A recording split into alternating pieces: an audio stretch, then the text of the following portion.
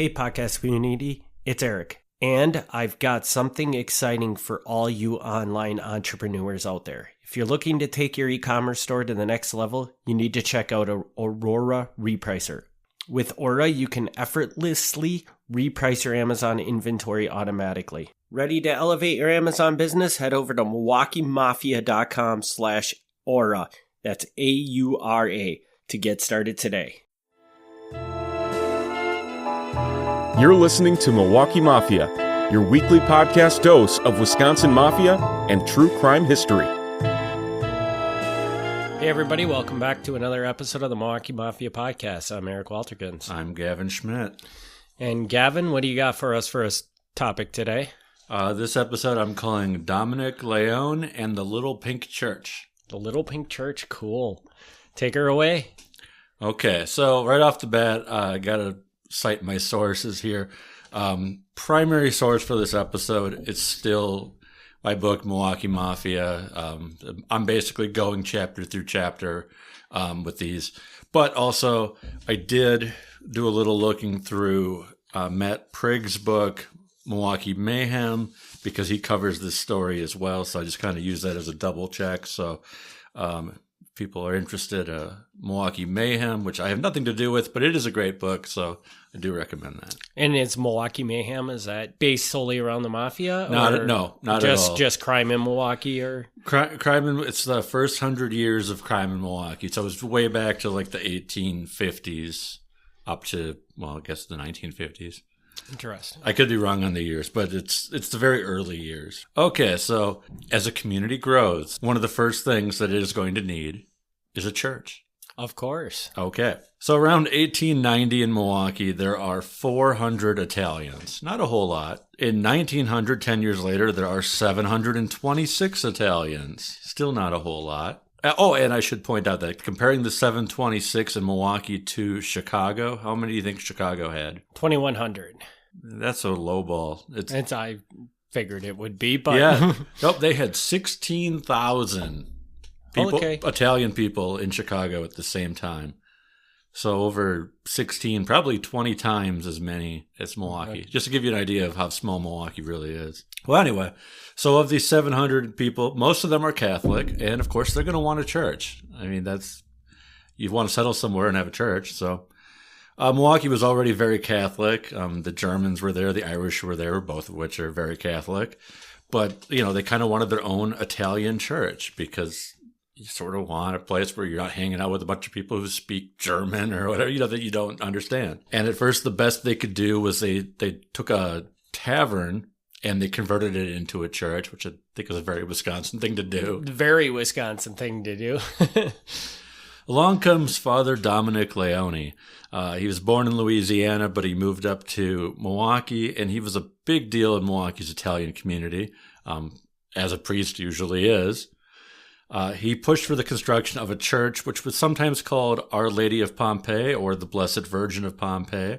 He pushed for this about 1903. It was built in 1904, and it opened up on Christmas Day, 1904. And it was a small church. It could only fit about 200 people at one time, and it became known as the Little Pink Church because even though it was brick, it was painted kind of a little pink color. So this was like the main hub of the community. And people would go there obviously for church, but also they would go there for family gatherings and other things. And they would even have daycare during the week. So if people didn't have a place for their kids, they would put them there and the nuns would watch them. So cool. Yeah, center of the town here. So just kind of a background on that. And now we'll jump into the crime part of this episode. So that was the happy part. And now it all goes downhill. Yep. We start out with foundry worker Tom Tarantino. Tom Tarantino is shot in the left eye. He's out there just in the middle of the daytime, bright sunlight on Detroit Street. Lots of people see this happen. And immediately the police suspect Antonio Balistrieri, who coincidentally is the nephew of the Antonio Balistrieri who killed James Sukop, if you remember back to that episode. Yep. So keeping that in the family there. But not knowing exactly how to find him, the detectives round up the 11 nearest men they could find. The paper writes, the Sicilians are notorious feudists, which I guess is their nice way of saying, you get one of ours, we'll get one of yours. The police investigated. They found that the angle of the shot suggested a guy was sitting on a second floor, out a second floor window, like a little hideout spot. And they saw the assailant run through an alley into the railroad tracks. But they didn't catch him, surprisingly enough. Even though they're pretty sure they know who did it. They never caught him. Very easy to get away with murder. Very easy. Now, nobody knows exactly what the motive was. When they found him, he only had 30 cents in his pocket, so robbery is probably not why he was targeted. A member of the community told the paper, quote, Sicilians are secretive. They're clannish, and they fight their own battles. I believe there are hundreds in this ward who suspect the murderer and know the cause. Someday another mysterious murder will occur, and then Tarantino will be avenged. The newspaper spoke with Father Leone, which is how this ties back to our charge part, in case anyone's wondering. He speaks to the press, and he goes, the talk of the existence of a mafia in Milwaukee, that's ridiculous. There is no mafia or other secret Italian order of the kind in Milwaukee. Tarantino had the reputation of being a quarrelsome man. In his conversation, he was insulting, and he was said to be overbearing and supercilious. The other Italians did not like him. He customarily made erratic remarks, which led his countrymen to frequently remark that he was crazy. From gossip which I have heard in the ward, I believe that the quarrel was the outcome of a row which Tarantino had over his job. Other Italians thought he was trying to make trouble for them with the management at the place where he worked. That may not have been the cause of the murder. That is the surmise on my part. The Milwaukee Italians are peaceful and law-abiding. Sometimes they have quarrels, as do members of other nationalities. The Sicilians are naturally quick to anger, and when they become angry, they are often seized with the desire to kill. That is a national trait. They are not communicative to officers of the law because of a certain clannishness among them. So first of all, this is a lot of things for the priest to say to the press.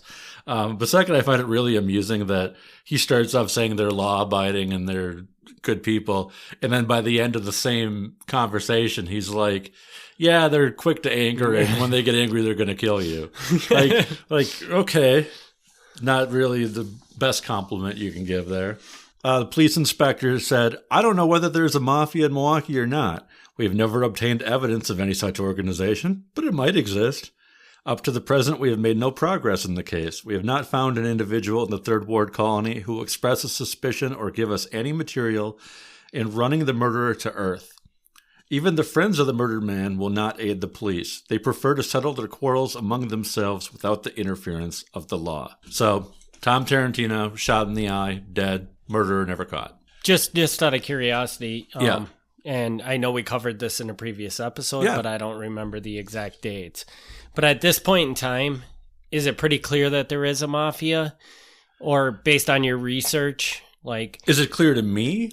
Yeah, like now that Yes. you look back at the time, yeah, there was totally a mafia here. Or is it in that window where, well, there could have been a mafia, but... No, I think it was established at this point. Okay. Yeah. All right, so a couple of years later, there's another murder. There's always murders. There's so many murders. This time a man named Vincent Ferreira. He's killed with a sawed-off shotgun, and it contained slugs, buckshot, and pieces of a lead pipe.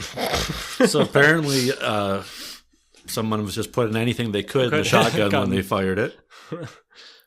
Father Leone comes back again. This time he takes a confession, and then he goes, after taking the confession, he goes to the press, and he says...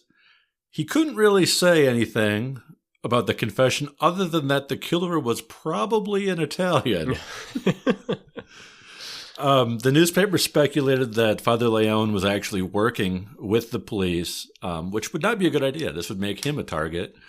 And also, really, if someone confesses, you're probably not supposed to go around telling people that. But Ferreira had previously lived in Kenosha before moving to Milwaukee. And Inspector Reamer, it's the same inspector from the last murder. Now he says to the press, Italians are sociable and do not go into the country to walk alone at night unless they have a purpose. Not sure what he's getting at, but that's what he says about this. They searched his pockets, the dead guy's pockets, and they found a revolver, a stiletto, and a razor. What he was doing out there, I don't know, but doesn't look good. His body was moved into the street where it was run over by a streetcar. Wow. When the police questioned other people, nobody claimed to know him. They said, I don't know who that guy is. The next day, a man visited the murder victim, Vincent Ferreira, at the hospital. He's not quite dead yet at this point. And confirmed to police that Ferreira was from Kenosha. And the police kind of kept watch on the hospital bed. And they soon came up with this theory that he was a target of the Ruffalo brothers in Kenosha. And I'm not going to get into any of that because it's a whole other thing. But just in case anybody is wondering, if the name Ruffalo sounds familiar to you, yes. Yes. There is a famous man named Ruffalo who is related to the Ruffalos of Kenosha. Oh, really? Yes. And are we talking, I think, is it an actor? It's an actor. Okay. Yeah. Is he from Wisconsin? He is. He's from Kenosha. Oh, okay. Very cool. Yeah. I never knew that. Yeah. So, no disrespect to him, but he may have had some questionable people, some questionable grandparents or great uncles. Interesting. Okay. So this, again, not solved. So we got 2 murders unsolved. 2 murders unsolved. We have a priest that appears to be way too involved in yes, just in this story in general. Why it, like, somebody gets killed and everybody runs to the priest to ask him what happened? Yeah, people run to the priest and he has an entire paragraph of things to tell them. Now, this gets us to the third and I think final murder for this week. And it is a man named Dominic Leone. And Dominic Leone is the same name as the priest, Father Dominic Leone. But it's not the same man. Okay, I was just going to say, so now we're going to kill off the priest. No, we're not going to kill off the priest, no. These 2 men are actually cousins. Okay. And I don't know if I've explained this in a previous episode, but I'll bring it up again because it's important to know. The Sicilian culture, one of the things that you do for tradition is you name your firstborn son after your father. It's something you do. So so Dominic Leone, the guy we're about to talk about, and Father Dominic Leone, their grandfather's name is Dominic Leone. And so even though one of the sons has a son and then he names him Dominic, the next time a son has a firstborn son, he's also going to name him Dominic. Wow, this just seems like a terrible idea. It is potentially a terrible idea. For example, there's one family that I know that had 10 sons, and I don't know if all 10 of the sons had kids, but enough of them did, where they all had to name their firstborn son. So there's like 10 cousins with the exact same name. That is crazy. Yeah, it's a tradition, and it's a really helpful tradition. I mean, if you're doing family history, because you can be like, well, okay, you're the firstborn son, this is your name, so I already know what your grandfather's name is. So that's really helpful. But it's terribly confusing if you live in a small town and there's 3 people with the exact same name. And it's like, oh, no, you're taking on my cousin. Whereas, for us, non-Italians, very American, our tradition is if you have a cousin with a certain name, you don't name somebody that name. That name is taken. So anyway, so the second Dominic Leone, he comes to Milwaukee from Sicily. He takes up work as a day laborer, which basically just means he does odd jobs. But along the way, he actually gains some political influence. He has a youth group that he leads, and he helps get other Italians to go to the polls on election day, which this really impresses the local political leaders that he's able to get people to show up, because a lot of them don't really care about, what's going on in the city at large. Like, that's not their problem. But He's rewarded for this by given the job of weighmaster at the East Side Dump. And as you might recall, the East Side Dump came up in a previous episode. You should definitely listen to that episode if you haven't. Yep. So same place here again. Mm-hmm. We know that this Dominic Leone was close to the mob because he was living with the Guardalabene and DiMaggio families for a while. So if you're living in the mob boss's house, pretty good chance you're close to the guy, because he wouldn't want random strangers living in his house. That would be very strange. And even after he moved to his own house, he brought with him Nicola Marino to live with him. And Nicola Marino is a guy I've brought up a couple times now because he's the guy who shot an employee at the Boston store because he didn't get a blanket. And I still find that funny. So if he's living with the guy who's shooting somebody just because he's in a dispute over a blanket, questionable friends for sure. Is there any evidence to suggest that the Dominic Leone priest, or is that what they call him? Priest, father? Priest, sure, yeah. Could he have been associated in some way to the Mafia? I want to say no. Okay. I want to say no. So there's really no evidence to suggest that you've seen. Right. You can't definitively say, no, definitely not, but there's not a whole lot of evidence to support that. I can't say, well, he's a priest. Obviously, he's not. I can't say that, but I have no reason to believe that he is. In fact, I mean, if anything, the fact that he seems to be a little too friendly with the police would suggest that he's not. Yeah, okay, I can see that. Yeah. A curious question is with the priest. So, is it make sense that he would be completely oblivious to the fact that there's a mafia at this point in time? Do you think people... I think he's full of it. Okay, he's just saying that to be, I guess, probably doing the Sicilian thing of protecting his people, basically by saying, this isn't happening. I mean, I think everybody kind of knew something was up. And even if you didn't necessarily know there was a mafia, or you didn't necessarily know who was in it, I think most people kind of knew. I don't think it was as big of a secret as it seems like it would have been. I think you kind of knew who you were and weren't supposed to talk to. Mm-hmm. When you live in this area, like I said, this is around a time we're just over 700 people. Right. And there's these murders going on. Like, everywhere. Yeah. That's not normal. I mean, I appreciate the priest saying, all nationalities have crime. And that's true. Obviously, yeah, they do. If you live in a community of 700 people and there's multiple murders a year going on, that is not a good thing. Yeah, no, not at all. But then again, it's the same thing. And you could probably correct me if I'm wrong at this. I would imagine murder rates were higher in this time than, say, what we're used to now. Just because it was easy to get away with murder. I couldn't say that 100%, but yeah, generally speaking, yes, I agree with you on that. Yeah. Yeah. So I don't have those numbers in front of me, but yes, I believe you're right. Okay, so Dominic Leone, not the priest, the other one. When he gets married, Angelo Guardalabene is his best man. And Angelo, again, mob boss's son, is also one of the guys who is like the supervisor at the garbage dump. So if this is his best man, again, he's pretty tight with these guys. Yeah. He's Leone's promoted up to superintendent of garbage collection, so he's rising up in the dump as well. Soon after he was promoted, though, he got a threat. And if you don't know where this threat came from, but he wrote a letter to his friend about it saying, some person had threatened me with death because I was made in charge of the garbage superintendent,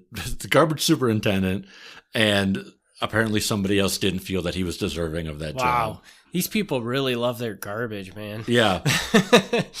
Not long after that, in fact, only a month after being promoted, his body is found. He is dead, and he is laying out in front of Mike Fitucci's Tavern at 222 Jefferson Street. A man named Mike Cicero was tending bar at the time. No real relevance to that, but just so you know who's there. And Mike Sestero, on top of the fact that he's a bartender, he also is the president of the Italian bank in the community. So he's a well-connected guy. He's not just some random bartender. The cop on the scene had heard gunshots only moments before, so they knew that he died almost instantly because when he got there, he was dead already. He had been shot twice, once in the abdomen, once in the right lung. The bullets were found to be homemade shotgun shells. Leone had only lived a block away, so he was walking on his way to work when he was shot. Detectives said that more deaths were going to follow because there was one prominent secret society among the Italians that had a new rival with its second secret society. Ooh. How they know this, I have no idea. But that's what they were telling the press. So we know that Leone is affiliated with the Guardalobenes. If the police are right, who is the rival group that's standing up to them? I don't know. That's a mystery. Is there any evidence of there being any sort of organized crime group in Milwaukee around this time? Now there is a lot of speculation that there were two groups that were kind of in dispute. And the Guardalobenes were the main group who ultimately would have won if there was a dispute. And then there was a smaller group that didn't really like them. And there's no real hard evidence on this. The only reason that I feel that way and a few other people I've spoken to who kind of research this stuff feel that way is just strictly based on where they were from in Sicily. Is when you see who's killed and then who's killed next, it's kind of like the back and forth. Is you're like, okay, well, maybe this is like my clan, your clan, and one of us can be here, but we can't both be here. But we don't know this. This is all speculation.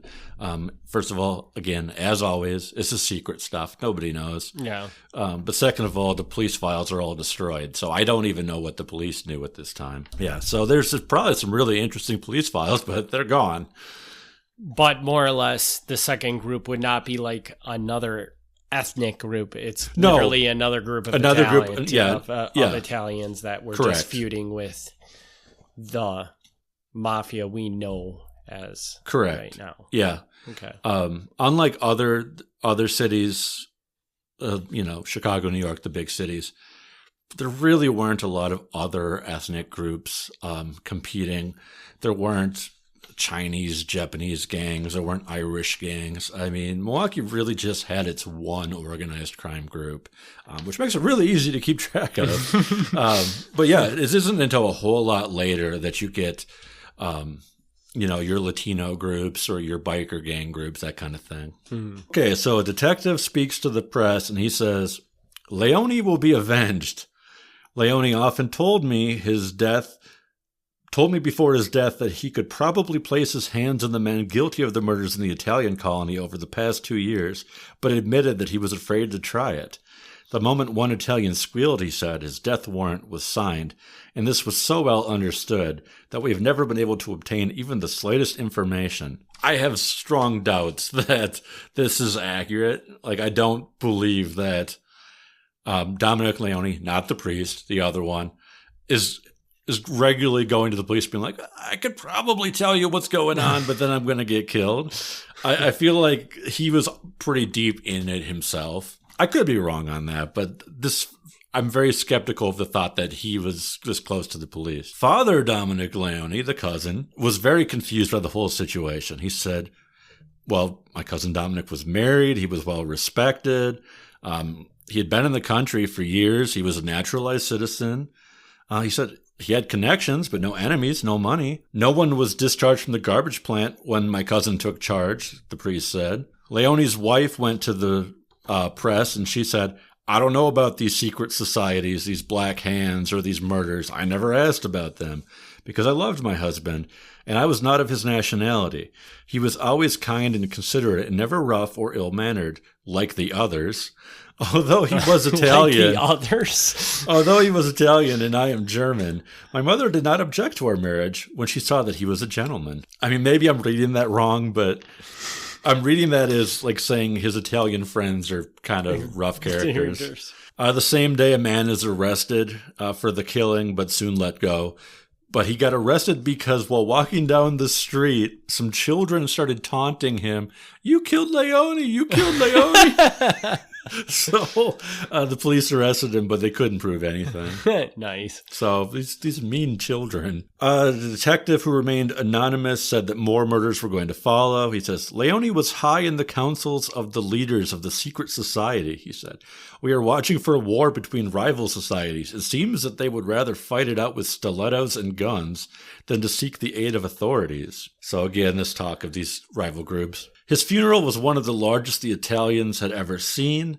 Angelo Guardalabene, the mob boss's son, was a pallbearer, as was Tony Bellante, who was a top mob guy at the time. Honorary pallbearers included the local Italian ambassador, Michael Cesaro, who was the bartender and the bank president guy, as well as the local alderman, Cornelius Corcoran. And Cornelius Corcoran, not Italian. He's actually Irish. And the reason he was there is because he had been the alderman for 43 years. Wow. So he was the alderman back when the Irish were still in the neighborhood, and he just never lost. Really? So when the Italians, eventually, he could retire as a new guy comes in, but they're just like, well, keep voting for the same guy, I guess. 43 years. Ran unopposed for 43 years. Yeah. Yeah, even though the Irish had all left, he was still the local alderman. An unforeseen consequence of the murder was a garbage strike. The wagon drivers who worked under Leone walked off the job, fearing that they might become targets, because a lot of their jobs had been given out as political appointments. So they figured, well, if this guy is targeted for being the superintendent, we might be targeted for our jobs too. The positions were quickly filled by rookies with no experience, and many of the garbage cans were neglected the first time the men went on their route. In fact, sometimes it went up for days, weeks on end. The health commissioner was personally upset, and he wrote a letter saying, the Department of Public Works is absolutely incompetent to collect garbage. That's all there is to it. At my own residence, the garbage was not collected for 3 weeks and 4 days. So it's almost getting back to the point before there was the garbage again. Remember how that worked out. That's great. We're moving on a little bit here. Okay. We're coming down to the end, but we're moving on. Shortly after the death of Dominic Leone, another man named Nick San Marco received 3 threatening letters demanding money. $500 at first, and then finally settling for $200 when the demands were not met. The letter said failure to pay would result in the family being blown to atoms. By the final letter, it said, this is the last time we will ask you for money. If you do not give it to us at once, we will blow you and your family into the air. It is better to be a poor living man than a rich dead man. San Marco was a good friend of Dominic Leone, and police speculated that the same people may have been involved in the threats that were involved in the murder. San Marco's home was actually spared. Even though he was obviously able to pay, he was a landlord that took in good money, but he didn't pay, and they didn't end up actually bombing him, so he got off with it. Even though, other people were not as fortunate. They got lucky. Yeah. An unidentified, well-known Italian told the newspaper that 20 people had received similar letters just in the last month alone. So that's kind of wrapping it up. Next time, we're going to talk about a few more murders that happened in 1912 yet. So we're still in the same time period, and there's a couple left. I have a postscript to this, but if you have any questions, it's probably the time to jump in with the questions. Okay, so the postscript is just for those who are curious. Father Leone stayed on as the priest through 1915, so not a whole lot longer, but a few more years. He was never attacked. He was always okay. At that point, he was replaced by another priest, and he moved on. Where he went after he left the church, I don't know. I assume he went to another church, but he didn't stay in the area of Milwaukee anymore. The Little Pink Church held its last Mass on July 30th, 1967. At that time, it was demolished to make way for the I-794 freeway. Ah, boo. Boo. If you go there now, there's a small little park and a historical marker. It's called Pompey Square. Plus side, most of the Italian families had moved out of the neighborhood by the 1960s. So it wasn't as bad as it could have been, but it was still, it was a sad day because this was like the first church of the Italian community, and it held a lot of history and symbolism for them. So nobody was really happy that they had to tear it down, but this is kind of what happened in the 60s as big cities came through with freeways. So when you were talking about Father Leone, and I'm curious about how he never had any problems, never had a hit out on him. Yeah. And off the air earlier, we were talking about how the Mafia has this code, these rules, killing women is not okay. Yeah. Is possibly the fact that he's a priest pretty much make him safe? It probably helps, yeah. Yeah, like it's just not something you do is kill a priest. Yeah. In their rules. It's, and like we were talking before, there's the rules, but then there's always exceptions. Yeah. I get that, but does the Mafia kill women? No. Are we going to talk about women that have been killed? Yeah, it'll probably come up. Do they kill priests? No. Has it happened? Probably. Yeah. So not in Milwaukee, but it has happened. And even like police and judges, they're not supposed to kill police and judges because even though obviously they don't like them, like that's part of the game. It's like you do your job, I do my job, and that's fine. We don't hate you. That's just you're doing your job. But again, it has happened where police and judges have been killed. So anytime there's a rule, you're going to find that there's a whole violation of that rule. Yeah. But to get to your point, yeah, I do think that being a priest is probably why he was able to talk as openly as he did without getting at least no threats that we know of. Yeah. All right. So is there anything else, Gavin? No, this story? No, not for this time. Yeah, like I say, next time we're going to just kind of finish up this group of like a couple episodes ago, we did many murders. This is kind of the follow-up to the many murders. But now as far as the Dominic Leone story goes, I think that about covers it. I do have one more question. Okay. Did you follow a trail? Did this all start with Father Leone and then you discovered all these murders? And if that's kind of how it played out when you were doing the research, is that sort of how it played out? Like somehow you stumbled upon Father Leone and you're like, man, this guy's talking about all these different murders. Doing the research, did I look into Father Leone and then find these murders? Yeah. No. No. Okay, you didn't. No. And see, the funny thing about that is I don't remember where the murders all came from originally. I mean, this is years ago now. But a big part of it I know was at the Milwaukee County Historical Society. They have the coroner's inquests. And so I think what happened was I was going through the indexes and kind of looking for names that, jumped out as obviously being Italian names. And not all of them end up, here because sometimes you just die for whatever reason. But I think it was something along those lines. But the funny thing about you asking that question is that's how it came about for the podcast, because when I was going back through my notes, I did look up, trying to get a little bit more background information on Father Leone. And the two murders that I mentioned in the beginning, I had those already, like, at home in my records. I had them. But they were not in the book. I'm fairly confident they're not actually in the book. But I added them in here because I felt like it was a way to kind of explain a little bit more about how Father Leone fit into the community and how his name kind of pops up with these different things. But so, yeah, I mean, for today, looking up him did bring this up in my records, but that isn't how they came about originally. But yeah, I have all kinds of notes that I took when I wrote the original book, the original Milwaukee Mafia book, that never ended up in it, because part of writing a book is you have to kind of write a narrative. So there's like entire murders that never made the book. Just because they didn't fit into the book, more or less? Right. I mean, I have like the many murders where I just kind of like drop a bunch of things in to kind of make the point of how bad things were in a short period of time. But then there's other murders that they're not that they're not important, but I don't know how these people connect into other people, whether they're mob murders or not. I mean, not all Italian murders are mob murders. I mean, sometimes maybe you just pissed off your neighbor. I don't know. But so I do have a bunch of other odds and ends that just never made it in because I didn't know how to make it into a story that flows.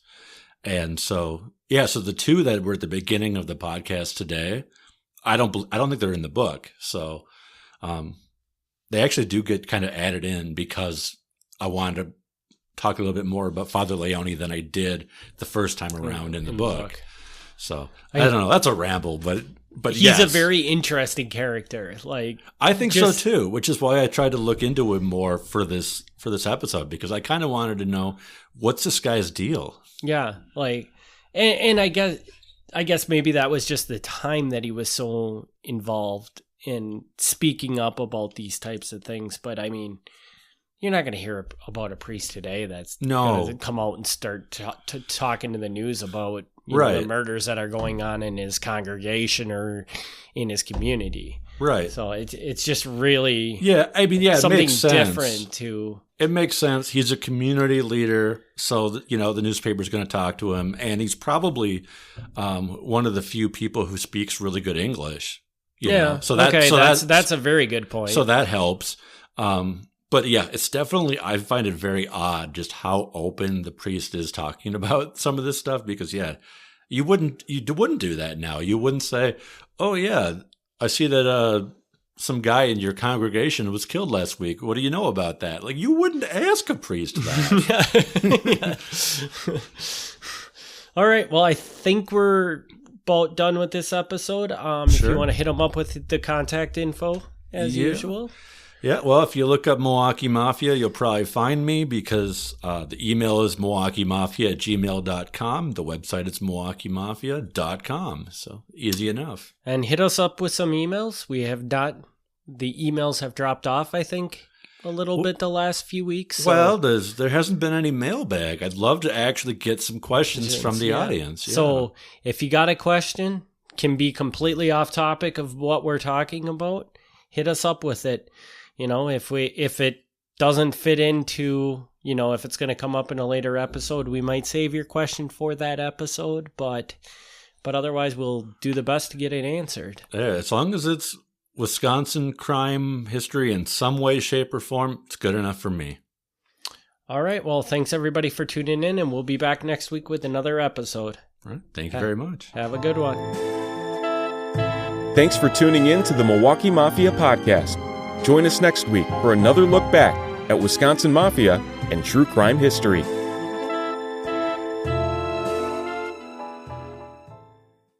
Hey, entrepreneurs and website owners. If you're ready to take your online presence to the next level, you need a reliable web host. And that's where HostGator comes in.